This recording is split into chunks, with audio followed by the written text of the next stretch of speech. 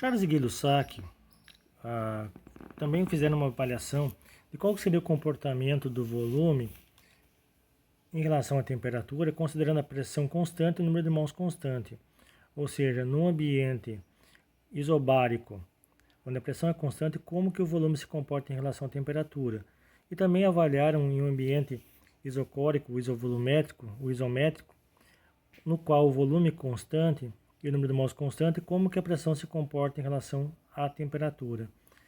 Nessas condições, foram observado que o volume aumenta linearmente com a temperatura, a pressão e o número de mols constante, e sob condições isovolumétricas, ou seja, volume constante, a pressão aumenta linearmente com a temperatura. Então, quer dizer que o volume é proporcional à temperatura, à pressão constante. Se aumentar a temperatura, aumenta o volume. Tanto é que você pode observar na natureza, quando se aquece o gás tende a ter uma menor densidade, ele vai subir, e o ar mais frio desce. Então tem essa troca gasosa. Isso acontece também na geladeira. O ar frio tem maior densidade que o ar quente e esse ciclo acontece. Já a pressão, se eu mantiver o volume constante, aumentando a temperatura, aumenta a pressão. O exemplo seria a panela de pressão. A panela de pressão ela tem um volume ideal para ser colocado água, uma marquinha mínima e máxima. O que acontece na marquinha mínima?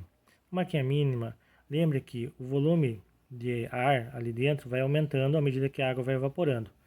Então a panela vai chegar a um ponto que ela vai ter uma pressão muito grande e aquela válvula de segurança vai começar a soltar esse excesso de pressão para que evite que a panela estoure. Já quando o volume de água é maior, acontece que o espaço ali dentro vai ser menor. E aí, quando o gás vai aumentando, a pressão ali dentro aumenta rapidamente. O que significa isso? Se eu colocar muita água ou pouca água, eu vou ter problemas na hora do cozimento. Porque a pressão ali dentro vai aumentar drasticamente se eu tiver um volume de água muito grande, o espaço de ar muito pequeno, e aí a panela vai começar a chiar, na verdade soltar o excesso de pressão antes do tempo. Se eu botar pouca água, vai acumular muito ar e vai demorar muito mais tempo para que a panela comece a liberar o excesso de pressão.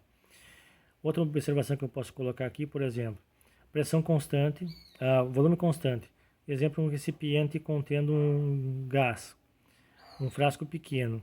Se eu colocar esse gás num local que está sob aquecimento, no caso uma churrasqueira, uma lareira acesa, ele vai aquecendo e ali dentro vai aumentando a pressão até que o recipiente estoure.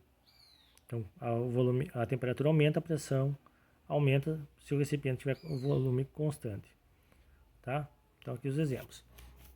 Então aqui eu tenho uma situação, temperatura passando de 100 para 200, 200 para 300, 300 a 400.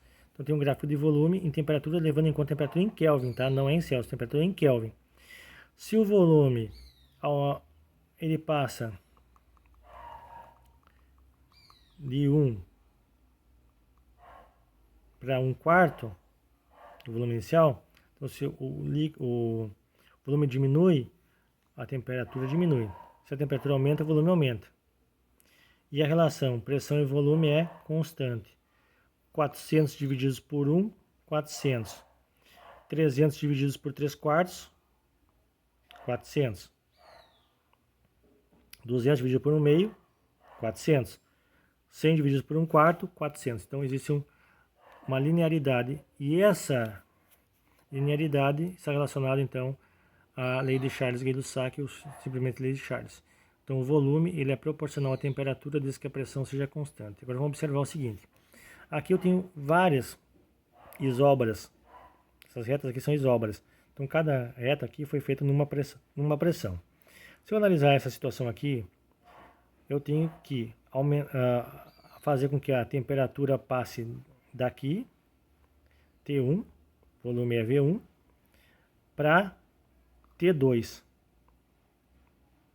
Por exemplo, se eu passar daqui para cá, eu aumentei a temperatura de T1 para T2. T1 eu teria esse volume aqui. T2 eu tenho esse volume. Então, a variação de volume causada por essa variação de temperatura é esta aqui. Se eu usar esta aqui, essa outra isóbara, eu vou ver que o volume era este, passou a este. Então, a mesma variação de temperatura causou uma variação maior de volume. O que significa isso? Se eu tiver um recipiente com êmbolo um gás contido num recipiente com um êmbolo solto, se eu aumentar a temperatura, esse volume o gás vai expandir e o êmbolo vai se movimentar muito, ou seja, vai aumentar bastante o volume. Se eu colocar uma pedra em cima desse êmbolo, esse deslocamento vai ser menor. Então, quanto maior a pressão exercida em cima do gás, menor a expansão sobre ele.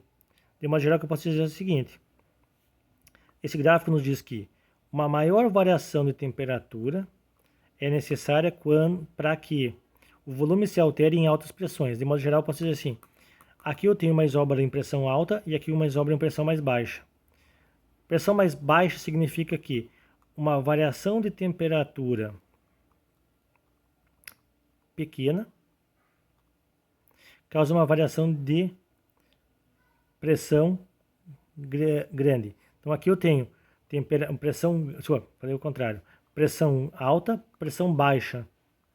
Em pressão baixa, uma pequena variação de temperatura causa uma grande variação de volume. Em pressão alta, uma grande variação de temperatura causa uma pequena variação de volume. Isso está sendo dito aqui. E aqui extrapolação temperatura zero.